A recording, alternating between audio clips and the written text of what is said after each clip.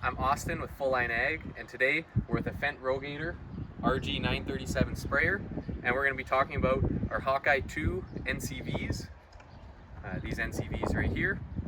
We're going to show you some of the tools, we're going to show you the rebuild kits, all the part numbers, best practices, how to take it off, and how to put it all back together. So we're going to take our Hawkeye little tool here and put on our gloves just in case we have any product in our boom. Best practice is do a product recovery, bring all that product back into our tank, and then we should be relatively clear, but gloves are always a good option. So this tool, it's used, this part, just to unscrew our NCV here. So we're using this tool just to unscrew our NCV. Once it gets loose, we can go all by hand. We want to make sure that we're doing this first in case there is any leftover product, just like what I'm doing right here. We're going to leave it all connected so then nothing gets in and around that connector. Let the product all come out, and then we can spin our valve around right here, and then of course just pull it apart. So now that we're back inside, we can see a little bit of a breakdown of all of our Hawkeye 2 components with our NCV. A nice feature is to take a look at our sprayer parts catalog. This is our 2026 parts catalog. It is available for anyone. Just stop by the shop and pick up your sprayer parts catalog. If we flip to page 48, we can see Fendt with OptiPulse. We can see a whole bunch of different information, part numbers, but here is our breakdown, similar to what is sitting in front of us right here. I'll also link on the screen another picture of it, but in here we can see our actual NCV2, we can see our little poppet, we can see our cap, and then we can see our stainless valve body. This all goes together and comes apart very easy with our actual Hawkeye 2 tool. Here is a kit that we have at Full Line Ag with the part number. We can see the little washer that goes on the stainless valve body. We can see that other washer, this outside one, that goes on the inside. We can see a big, large washer that'll actually go on our nozzle body side. And then we can see our little poppet with our spring. This is one option to purchase. And then you also have another option with all the same components.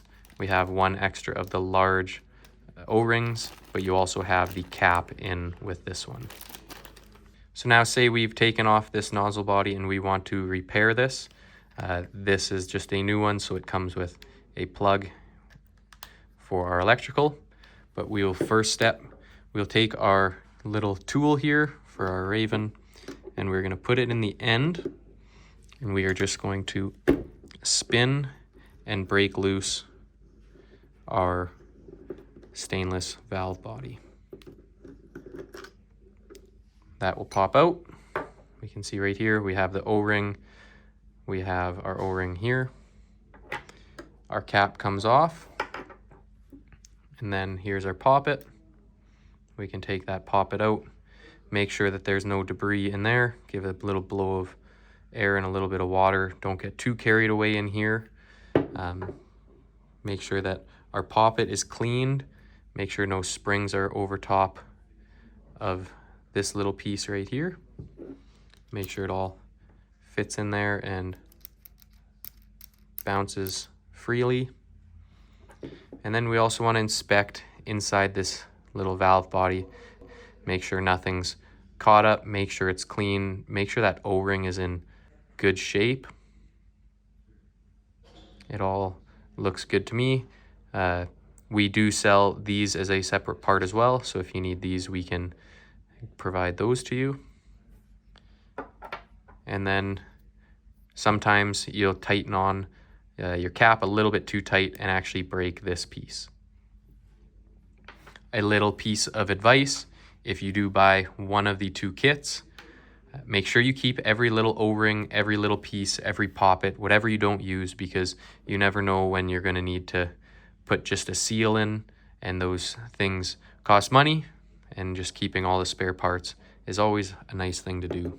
And now to put this all back together, we're going to take our little NCV, we're going to take our poppet, and we're actually going to put our poppet right inside, make sure it moves nice and free, make sure our washers are on and free and clear.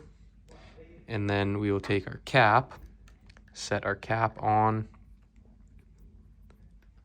drop our little stainless valve body on top, and just with our fingers we can spin this on and just get it started.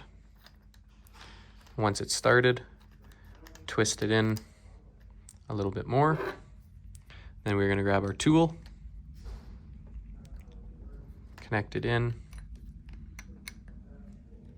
and just keep tightening it down till it is snug. Once it's snug, make sure our cap's nice and loose, and we are ready to put this thing back on our sprayer. So now that we're back outside and we're going to be putting these together, I like to use Corrosion X HD. It's very good stuff. We're going to take this and we're going to spray that Corrosion X right on the inside here.